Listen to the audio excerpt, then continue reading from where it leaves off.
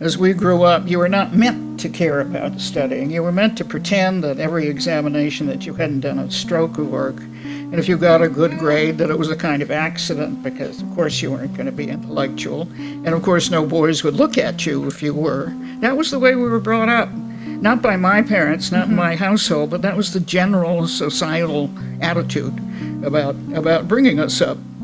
And that my schools never did. That made a difference too.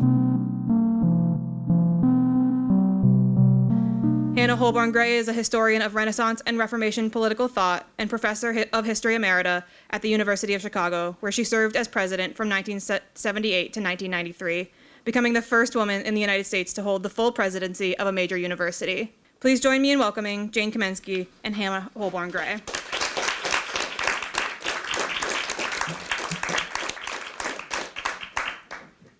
So I want to start out with a few words of praise for this remarkable book, which I spent much of the last few days with. It's called An Academic Life, and it's partly a memoir, but one of the things that I hope we can talk about tonight is it's also a history of the Academy, of the life of the Academy, from the generation of European refugees from Nazism that was the milieu of Dr. Gray's parents and friends to the end of her presidency at the University of Chicago in 1993. I hope we can also get you to look ahead a little bit in American higher ed and comment on the now. Before we launch into discussion, I wanted to call out a few more glass ceilings that Hanna Holborn Gray broke with her hard head. She was the first female teaching fellow and tutor at History and Lit in Harvard in 1955. The first instructor and assistant professor of history at Harvard. The first dean of a Research One university at Northwestern. The first female member of the Yale Corporation. The first female provost of Yale beginning in 1974. The first interim woman president of Yale, and still the first woman in the highest office at Yale in 1977-78, when, as I read between the lines of the memoir, Yale really dropped the ball in its presidential search, and she became the first woman to serve as president of the University of Chicago.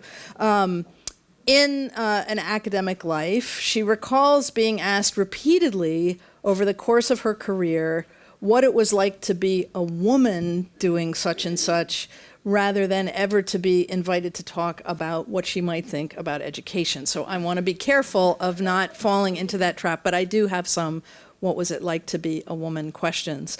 But I thought we might start out by inviting you to expand on something that you said very early in the book, which was that we might think that your career spans academia going backwards in some way, that you were trained in a golden age and retired in an age of bronze.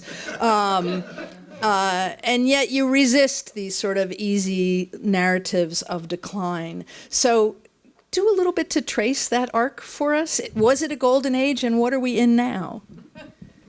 Well, what I had in mind was that in the post-war era, there was what everyone now thinks of as a golden age, because America was in love with higher education. The GI Bill made it possible for people who had never thought that they would be going to college to do that. And there was a considerable expansion in the demographic composition of college and graduate school populations. And higher education, having been rather for the very wealthy, became for the middle class. And that was a big change, and it also helped to prepare the way for thinking that perhaps women might be educated in a similar fashion, although that took a while, and we can talk about that in other ways. It was also a time when, after the war, there had come to be a new kind of relationship between scientific research in particular and the federal government and federal funding, and there was a lot of money that was going into higher education. A lot of money going into the support of students, a lot of money going into the support of research, a lot of money going from the states, for example, into the expansion of their state university systems. It was an age of growth, and it was an age in which there had been fewer graduate students because of the war. These people were in the military. There were fewer new PhDs, and they had a seller's market. And universities and colleges were expanding their faculties, their programs. State colleges were turning into state universities. Normal schools were turning into state colleges. It was an age of growth, and it was an age of opportunity. And young people could see that this was a grand profession to enter and expected to be well supported, expected that this kind of profusion of resources would last and that growth was in the offing. It was not necessarily a golden age when you look at other aspects of it, because that relationship with government, particularly in this period, was very tightly related to the Cold War, to ideas of national defense, of national intelligence gathering, and so on. If there were fellowships that supported certain kinds of graduate studies and Russian studies, for example, there were people who were being recruited for the CIA and similar kinds of agencies. And so it was the notion of defense, that it was in America's interest to invest in this way, that there came much of the motivation, and there were new arguments about classified research, whether research performed at universities could be, should be, legitimately classified ever, or whether all research should be open. And so it was not, in that sense, given the new relationships with government, given the presence of the Cold War, given ultimately, of course, the Red Scare and its effects on campus, it was not an easy time, but nonetheless, it is looked back on as a golden age, and more importantly, and then I will stop. More importantly, you got to get to bronze. More importantly, those who were trained in that era had these kinds of expectations of future prosperity and growth, and brought those expectations with them into an academic world, which beginning particularly in the 60s and still more in the 70s, slowed in its growth. And federal funding remained flat and even began to decline in real terms, for example. And it was very hard for that generation to come to terms with a new situation, which was actually much more the typical and normal situation under which colleges and universities operate. They never have enough money. There's always more that you can do. There are always more ideas that people want an institution to fund. And so there came to be something of a disconnect between the expectations that a whole generation and more of people brought with them into that world and the actual capacity of that world to fulfill those expectations. And yet, in an odd way, that sense, if only we were back in that time when there was plenty of money and when there was growth, that has remained. And so it has become a time where there's some conflict between those expectations and the realities that we need to accept. Why is it an age of bronze? Well, you can always say it's an age of bronze because obviously the resources are not as great and are unlikely ever again to be as great in relation to the need and to the opportunity. But it's an age of bronze also because that whole confidence and optimism that has to do with higher education is in serious decline, I think. The belief that education would be the means by which we would have a better society, in which there would be social mobility to an unprecedented degree, in which the opportunities for all would extend as far as their talents and the education that they had received. That's given way to a really withering criticism in many ways about the costs of higher education, the outcomes of higher education, the quality of higher education, and a conviction that the outcomes have not been what all those people in a post-war era looking for a new and happier time predicted. And so I call it the end of a romance and the beginning of an arranged marriage in which everybody has to be certified and go to college. That's a different kind of motivation than the motivation that you go to college because it is a great and mind-stretching experience that is going to be valuable for life.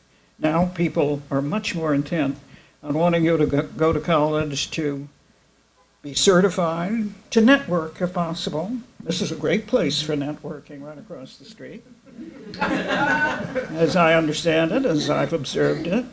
A place where everyone, your parents are paying the tuition, the taxpayer who is funding the tax-exempt status of these institutions, as well as many of the grants that students receive.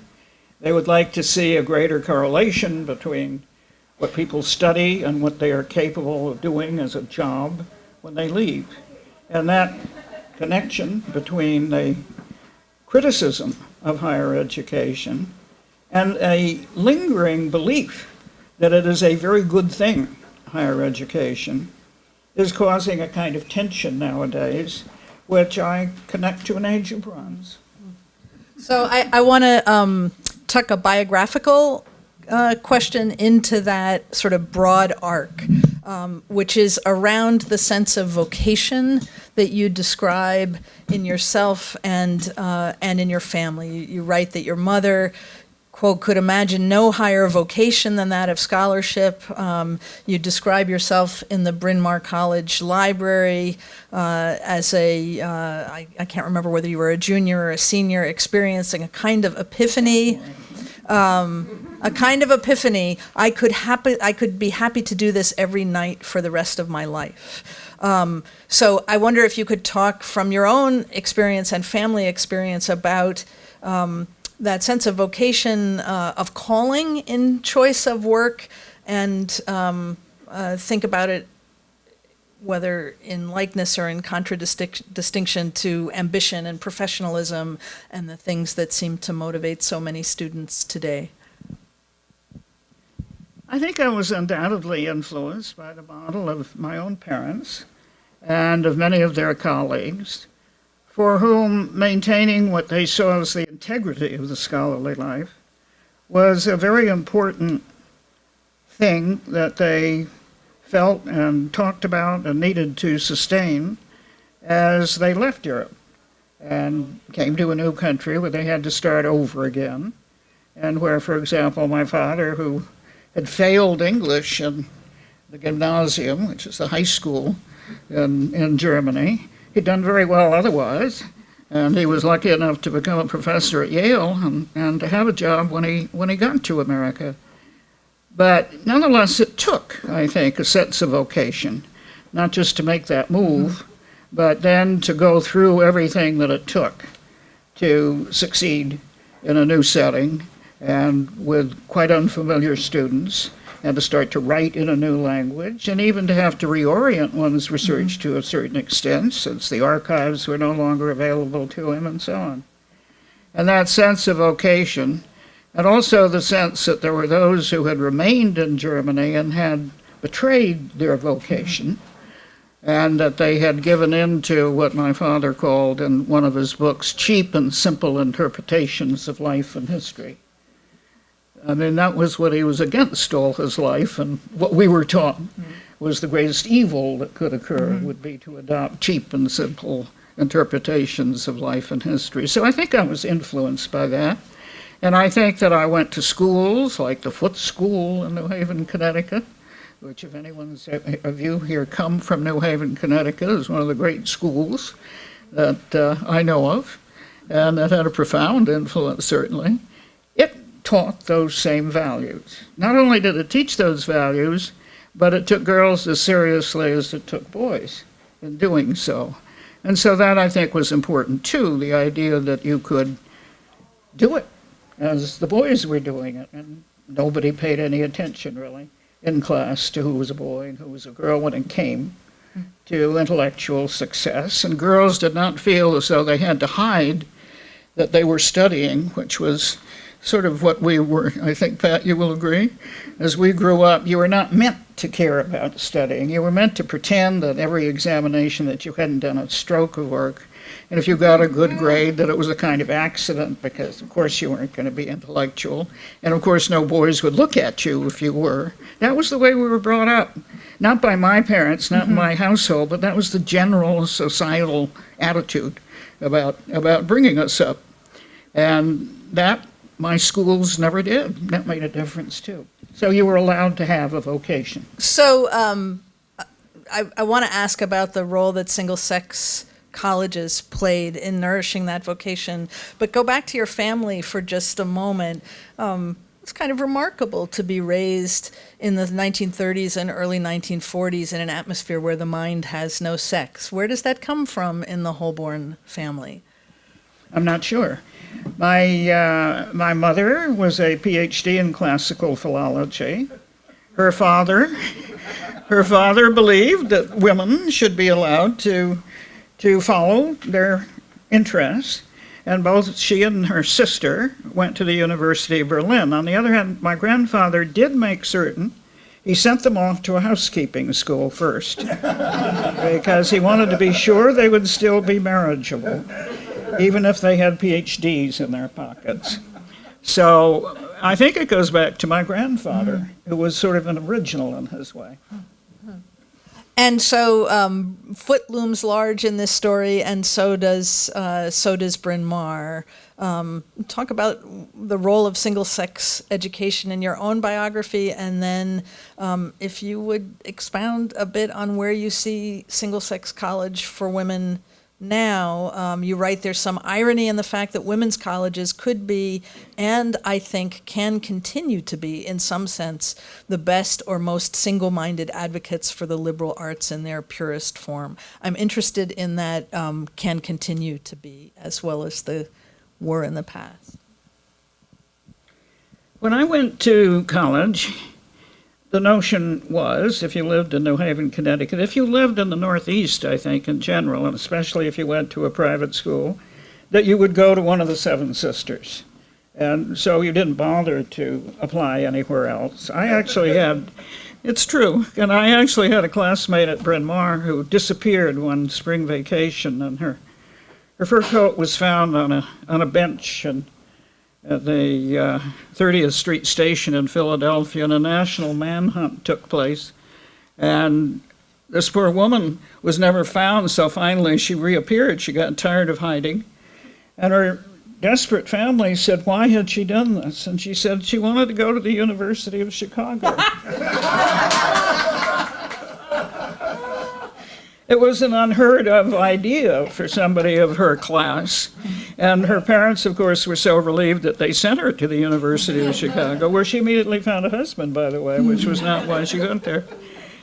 But in any case, I was allowed only to apply to 2 colleges because I was very young. And so I applied to Smith and I applied to Bryn Mawr. And everybody wanted me to go to Bryn Mawr because it was thought to be the more serious academic institution. It had a graduate school, still has a graduate school, and that had something to do with the spirit of its intellectual life and something to do with the scholarly character of the faculty and something to do with the kinds of graduate students whom we considered rather weird apparitions on campus who seemed unlike normal undergraduates, and that's probably still true. So I did go to Bryn Mawr, and I'm very glad I did. Actually, I had to go to Bryn Mawr because my father wouldn't let me go to Smith, where I wanted to go, and it was the right choice. That is, when I told him I was going to Smith, he said, no, you're going to Bryn Mawr, so I did, and he was right. It was a great place to be. It was a place that took you seriously as what it was that you might want to be, and once again, it took you seriously if you wanted to do intellectual work, and if you wanted to talk about intellectual things, and so on and so forth. And it was a place, of course, where young women did not have to compete with men or think internally within the college about, whether the men should run the newspaper and everything else. And it was a place in which women were very independent in their lives and where student government prevailed for all student discipline and all student matters, except for the very most serious ones that, of course, central administration has to take responsibility for. And it gave us the opportunity, without all that fuss around us, I think, to be ourselves and to take pride in the fact that our teachers had confidence in us, that they wanted to instill that kind of independence, and that they wanted our success. They really communicated that. And we also respected them for their scholarship and for the quality, not just of their teaching, but we knew something about the kinds of books they wrote and so on and so forth. I think at that time, single-sex colleges were enormously important, and if you look at the statistics, you will see that more women scientists were trained at the women's colleges who went on into graduate work in the sciences and mathematics, for example. You see all kinds of data that will tell you that the support and the quality of education given to young women in those colleges was very, very great. Then comes the age of coeducation in previously single-sex men's colleges, particularly the Ivy League and the little Ivies. And that, of course, created a dilemma for these good women's colleges. They were now in competition, not just with each other, they were in competition with the Ivies and similar institutions, and they lost out to a considerable degree. It became less fashionable for women to go to the women's colleges, and they had more of that kind of competition with the others. And at the same time, it was felt that if you could have coordinated education, I mean, after negotiating for 2 years, Bryn Mawr and Haverford actually managed to decide who was going to pay the insurance on a shuttle bus. That made possible coordinated education after years, literally, of negotiation and conflict and so on and so forth. None of these things were easy. So Bryn Mawr felt that it could remain a women's college, and every now and again it reviews it because of this association and because you can be both a women's college and something like a coeducational college, and those are the colleges that I think are going to last.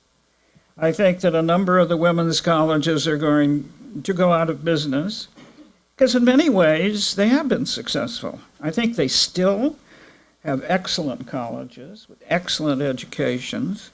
I think there are still women who benefit especially from the particular kind of independence and support and community that they find there.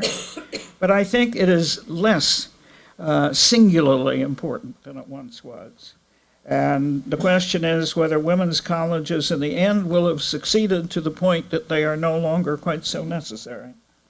So I think in the future, some of them will survive because I think these successive waves of seeing their strengths, and also because I think that they can remain champions, the best ones, of a liberal arts education that is under pressure in so many places. And I think women in some ways and their colleges have been in the forefront of that advocacy. I have a structural question about the successive waves that you've seen in higher ed. You write of various sort of generations of campus activism around resistance to loyalty oaths, around the Vietnam War and its various domestic fallout, the Black Panthers divestment in the 1980s. Just trace a little bit of what you see as the evolution, devolution, oscillation in student activism, and where we are now. Well, obviously the 60s were a great time of student activism. A golden age. A golden age, a golden age. I mean, now everyone's suddenly celebrating Columbia. I don't know whether Harvard 50th Yard is anniversary. saying. I mean, you think of these terrible scenes of the police and of the violence that took place, and they're celebrating them now. They're remembering them and so on. Of course, what they're remembering is they were young people who cared deeply about important causes. They cared about the war. They cared about civil rights. They also wanted to take over the universities, if possible, and make them into what they thought would be a lot better places. And they complained about being, in those days, if computers had to do with IBM cards with little holes in them, and they complained that they were just being treated like IBM cards with little holes in them, and that there was no personal interest in them or their development at all. So they're remembering the days of their youth when they cared deeply about important causes. And of course, it's natural to forget the hard times and the violence and the internal conflicts that so many of them went through. and hard also for them to think, have they departed from those grand ideals and just become like everyone else, or is there still some of that left? Is there a new generation that cares so deeply? The issues now, the issues in the 80s had to do particularly with South Africa and with the issues of divestment. And in both cases, these movements led to important debates about what is the role of a university in matters of representing or advocating particular social and political goals or ideals. And the revolutionaries, as we thought of them, believed that universities should be made over into institutions that did indeed create a better society and that could exemplify for that society a purer and better way of life. They believed that way of life would have to do with reducing or transforming the curriculum into what they called relevant studies, relevant to social reform, relevant to individual development of a certain kind. I mean, this was also the age of the sex revolution and everything else. Everything was happening together. Nowadays, student activists are different in certain ways. The causes that they care about, or that are on the table, are causes that have to do with, often with internal institutional things, have to do with whether or not there should be speech codes, have to do with whether or not the campus food service should buy tomatoes from growers who may not be treating their employees properly, or whether they should boycott the pizza parlor and the food court. At least that's what some of our students worry about some of the time. And they worry, of course, about these issues that have to do with boycotting Israeli universities. That is a major issue. They are concerned about political issues of that kind.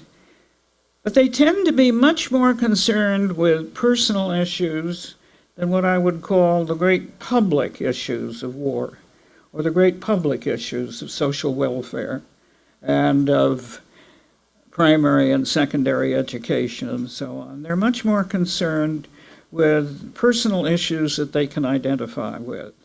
And they also expect the institution, they don't expect so much to reform it as to get their wishes accepted by it in terms of the rules and regulations by which they live, for example, and in terms of these internal speech codes and so on. The issue of naming of buildings, of statues and so on, which are real issues, are big ones at present for student activists. In my own alma mater, they are concerned about someone who was, one of the audience here has written the biography of M. Carey Thomas of Bryn Mawr. They want her name off the main building, and they quote me, unfortunately. They unfortunately quote you. Unfortunately, I mean, I'm glad I said it, but it does create anger in some people when they. I can understand that. I can understand that. I'm very angry about it, actually. Not you. Well, some people to take it out on me. Not you, but the way in which it's been dealt with. But these are issues that have to do with, I would say, more local, even though they have general implications. And at the same time, students expect the institutions to protect them. That is, they want total freedom to act these things out.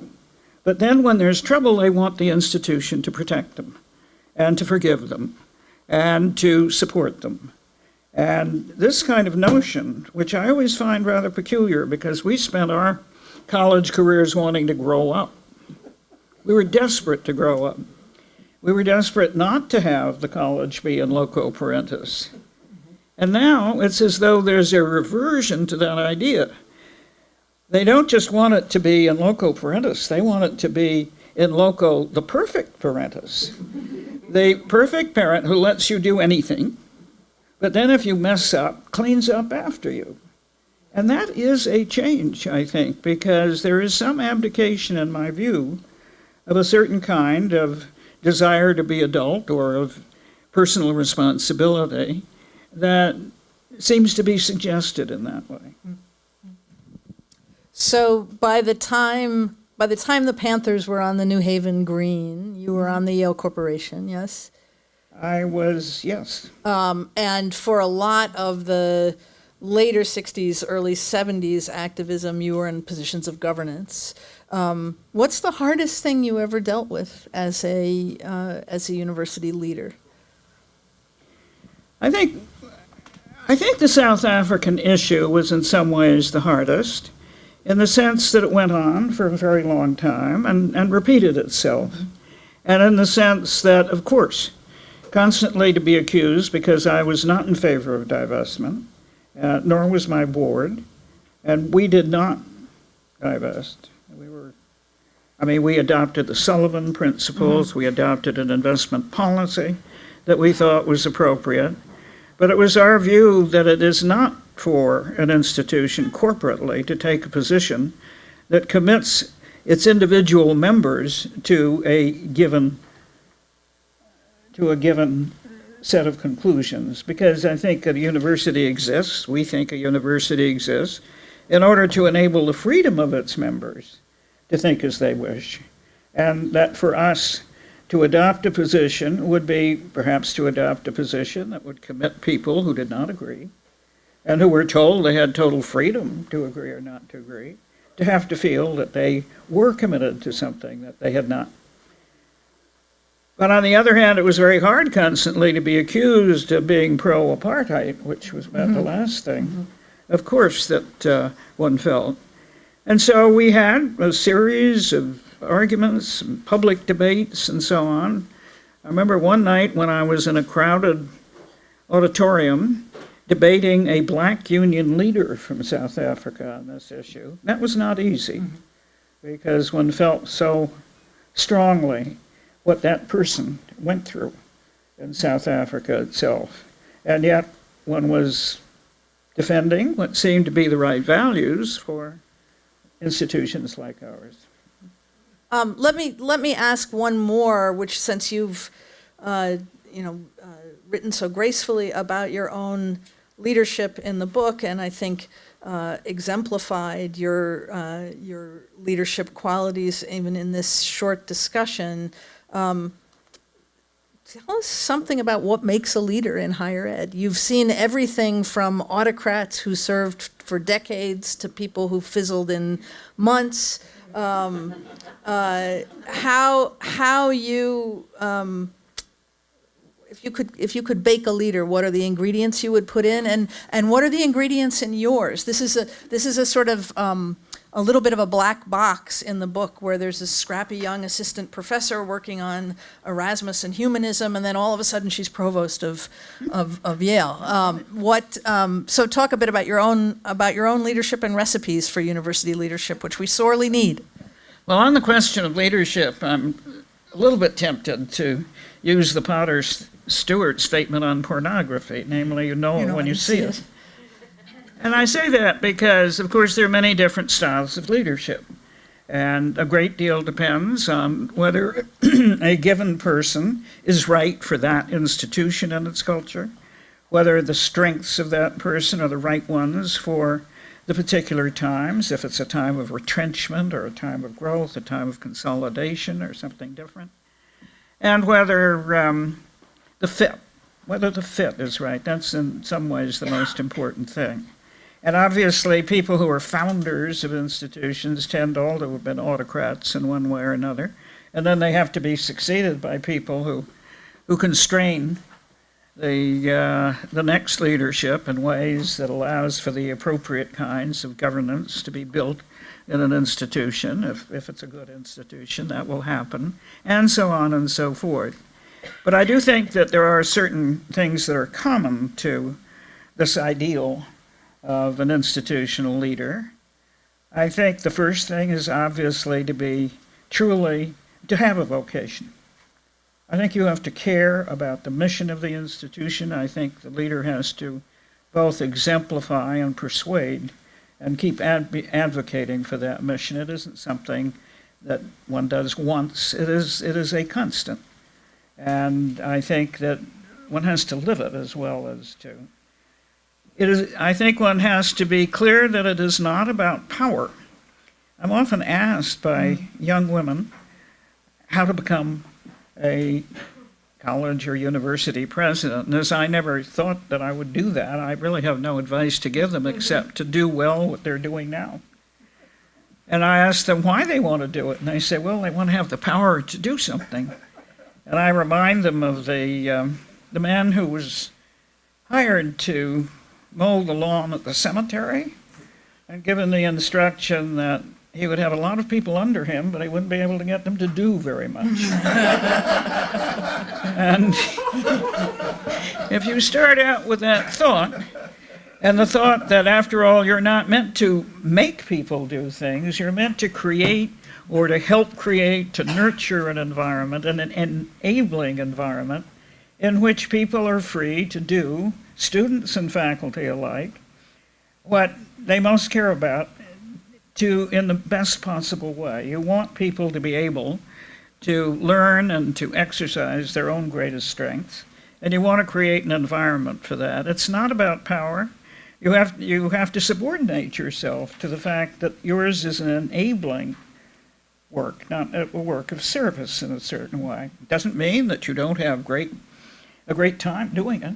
It doesn't mean that you totally sacrifice your confidence or ego or anything like that. But the essential thing, I think, is to be able to communicate and to persuade to a mission that matters, and to keep trying to enable its fulfillment, understanding that you never do it alone, and you do it in collaboration with others.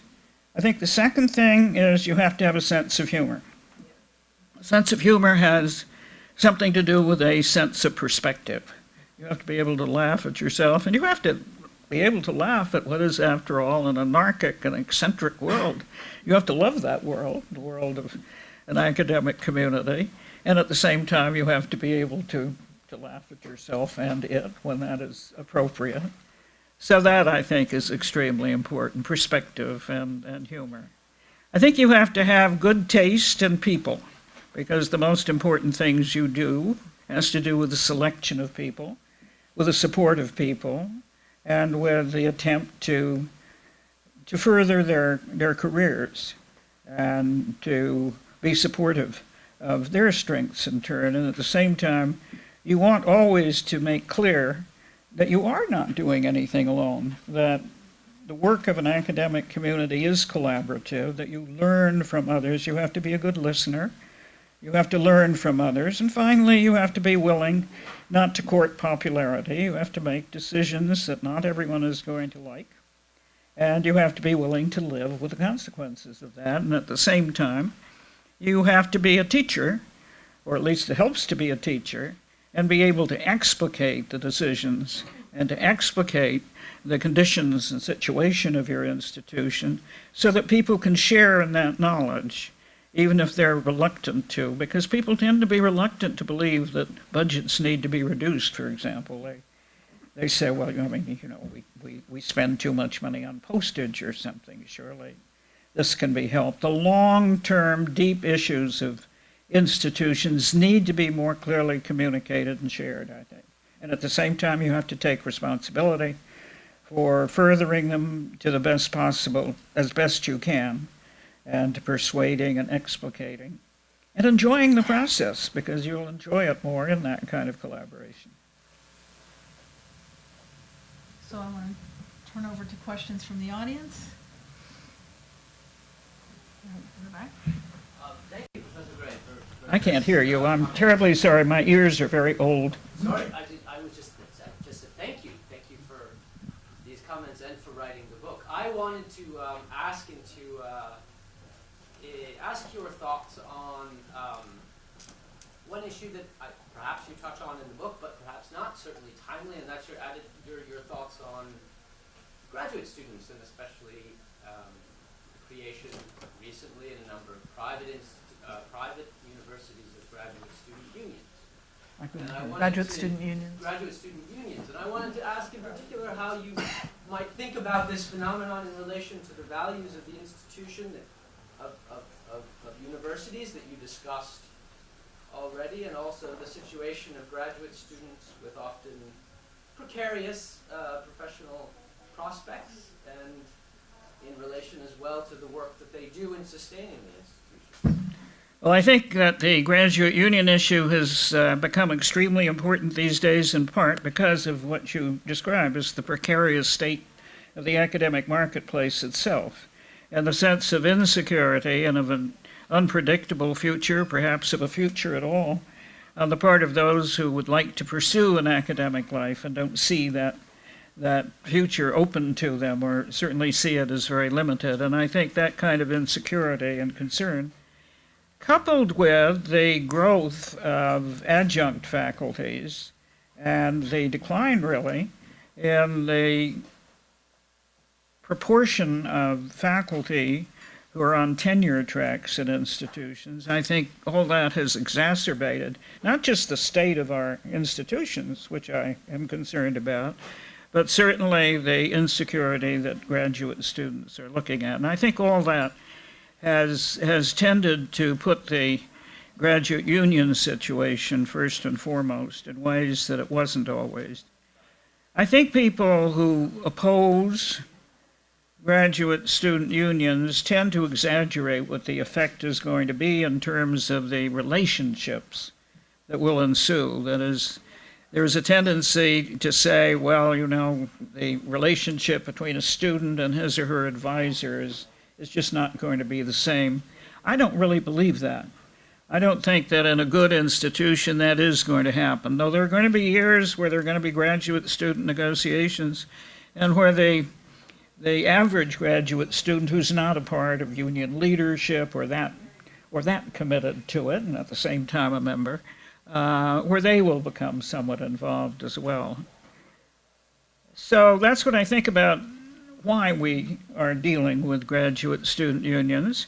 Like other people in my situation, I'd prefer not to see them because I think that having them reflects the kind of weakness of our current situation, rather than a positive step forward for graduate education itself. And I also think that graduate education is not talked about enough, and that this is an area of universities that the public simply does not understand. And as people talk about faculty being more engaged in research and graduate training, as though graduate training weren't one of the most important things in the world. I mean, these are the people who are going to be the faculties of the future. These are the people who are going to be the teachers of the future. And their training and what they will contribute to knowledge, to its discovery and preservation, is extremely important. And it's not talked about enough. And the importance of graduate study, and therefore of graduate students, tends to be underplayed. I think we need to do a lot more to talk about that. But I think that the unions that have been formed come out of these conditions, and no longer being involved, I observe rather than participate, and so I haven't had the experience of that kind of negotiation. That's pretty much what I can say, I think. My name is Nizan. I wanted to ask your opinion, your advice and perspective about lifelong learning at a time of great change in the workplace. And Time of what? at a time of great change in the workplace and a great sort of change in society, industry, position of women, and lifelong learning, and your view on the importance of that and its place in our future. I think that lifelong learning is partly what liberal education is for, as we talk about undergraduate education. And I worry less about the workplace than I worry about the development of habits of mind, qualities of thought, and of intellectual practice that an individual develops. By which I mean that, you know, you can study history, you should study history, like all of us would agree, right? History, there's nothing more important than history. But in any case, that they're habits of mind that you hope are developed in the course of a liberal education. Respect for evidence, for example, a capacity to assess evidence, a capacity to criticize a text or even a newspaper article, anything, to understand what the internal argument is and what it's arguing against, as well as what it's arguing for, what the position being taken is. The capacity to see things in a larger context and to see how things relate to one another. The capacity to understand that life is very complex and history is very complex as well, and that you have to sort through those complexities. Now, those are habits of mind that would be relevant to almost any kind of work I can think of. And when I'm told that employers want people better trained for jobs, I think surely any employer would be in a state of bliss to get a new worker who brings all this to whatever kind of work it is that they're doing. I mean, it's such an important set of skills. And so I think people should stop worrying about specific jobs, remembering that work is going to change rapidly in this future. In any case, given the rapid changes in technology, we don't know what they are, but we know they're going to be. And given the fact that, therefore, these skills and a certain adaptability to change and of being able to exploit these ways of these habits of thought in relating to that change, that is what is really, in some ways, ultimately important. And it's also the case, I think, that most undergraduates, as they graduate, are terribly worried about choice. A few of them have known all their lives what they want to do, or all their undergraduate career what they want to do, and they're set and they go and do it. But there are all those people who don't really know quite what they want to do. There are a number of options they have, and they're frightened to make a choice because they feel that it's going to determine their entire lives. And the fact is that what happens is you make a choice and it opens up all kinds of other choices over a time that you don't anticipate. And I always say this to my students and they don't believe me. And then, of course, it's something you have to experience to understand. But I think it's important as you think about a curriculum once again to remember that the first choice or the first job is not necessarily, in fact, is not likely to be the place where people end up. I mean, I certainly never thought I was going to end up where I did, and most people don't. So, what do I think about the classroom and the world of work? I actually think that credit should not be given. Don't lynch me for this. But I actually don't think credit should be given for internships and jobs and stuff like that. I mean, college is the one time you have to build something like intellectual capital. It's the one real chance that you have. Full time to do that. I mean, in your full time, of course, you're doing a lot of other things, but you know what I mean. It's your priority. It's the first thing you're doing. And it's the only time you can do it. And if you begin to make inroads on that by allowing internships and work in the real world and all that kind of stuff to take their place, you're actually depriving people of that capital because they can go on and work the rest of their lives, but they cannot go on and study the rest of their lives.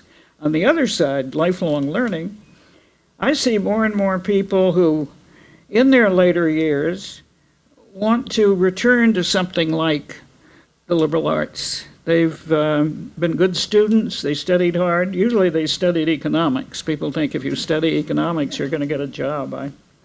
It's extraordinary. But usually they've studied economics and they haven't spent a lot of time with Homer or with people like that.